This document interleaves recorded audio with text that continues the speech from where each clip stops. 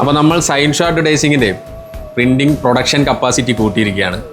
മുമ്പ് നമ്മൾ ഒരു ദിവസം കൊണ്ട് അടിച്ചിരുന്ന സ്ക്വയർ ഫീറ്റ് ഇപ്പോൾ നമ്മൾ ഒരു മണിക്കൂർ കൊണ്ട് അടിക്കുന്ന സെറ്റപ്പുള്ള മെഷീനാണ് നമ്മൾ ഇറക്കിയിട്ടുള്ളത്.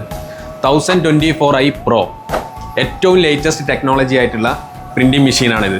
ഇതിൻ്റെ ബാക്ക് സൈഡിൽ ഹീറ്റർ വരുന്നത്, അതേപോലെ ബെഡിൽ ഹീറ്ററും ഫാനും, അതേപോലെ ഇവിടെ ഹീറ്റർ വരുന്നുണ്ട്.